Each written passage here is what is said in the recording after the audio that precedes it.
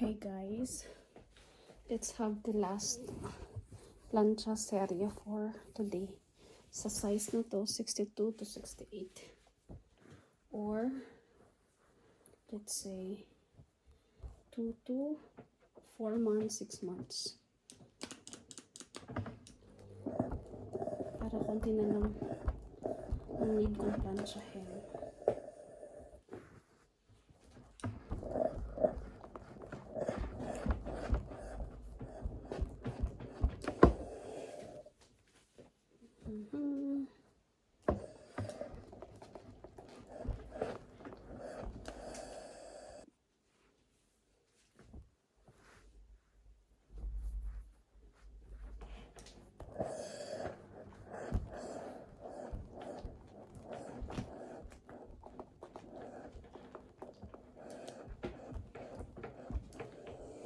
In fairness, ang dami ko palang nabiling damit na may elephant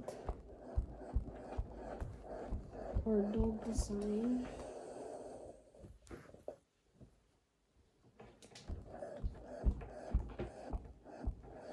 Yung ano pala, 62 to 68. Pwede din siya sa 1 month. Depende sa ano, sa tangkad ng bata.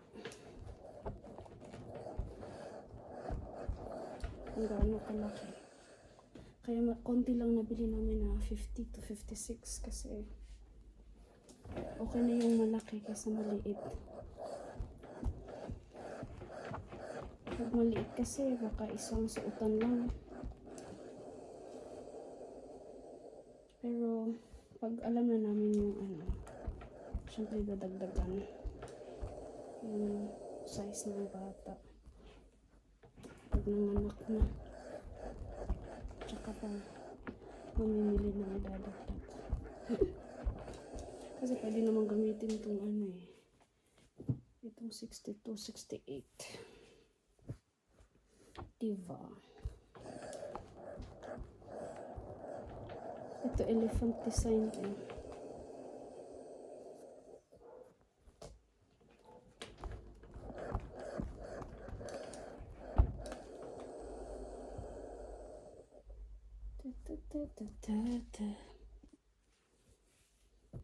Nakakangawit guys.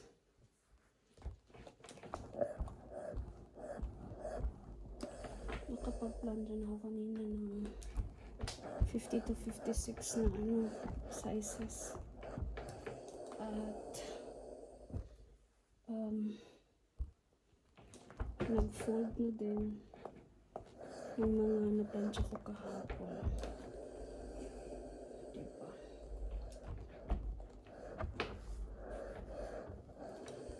Ito na lang, hindi yun masyadong lusot. How about these? Ito din Hindi man ito lusot.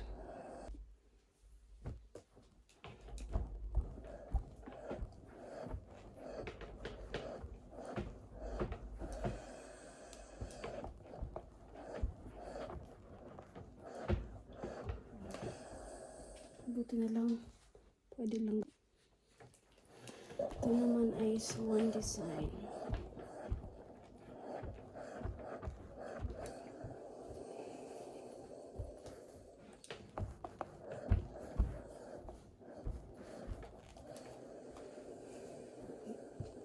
May mga gustong bilhin pa ako sa Shein yung mga jacket.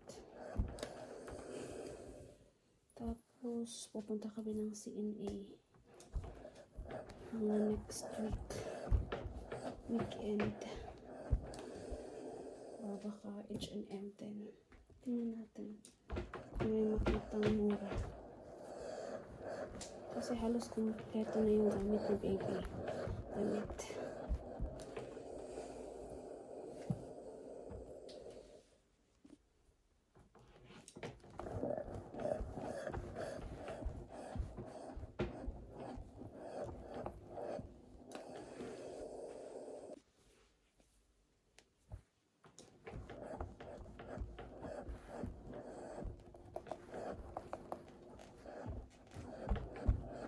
Hindi naman siya masyadong lusot. Pero Mas maganda na din na i-plansya. Diba?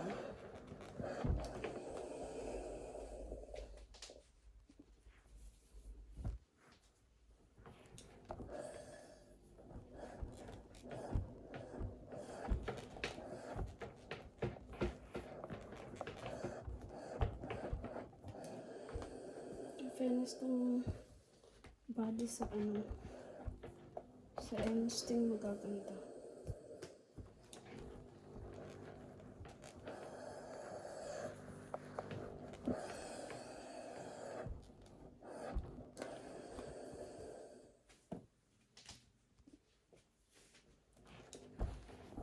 Ito parang pang babae.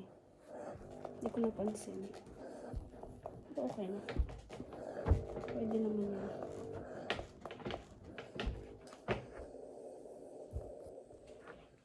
Pretty little baby. Hi, hi.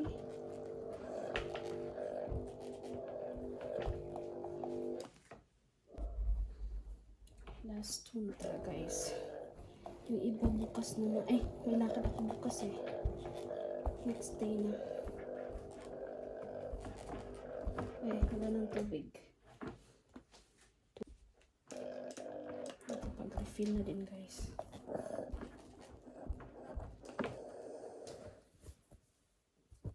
Last two na tayo for today. Next day na. Kasi bukas may appointment ako. And then pupunta ako ng Asian restaurant, Filipino restaurant sa akin. So, ito last guys. Ito talaga pang babae talaga siya guys. Unicorn pa yung nabili ko. Nakabaliktad siya kasi baka masira. Pero okay lang ito. Pwede naman itong takpan.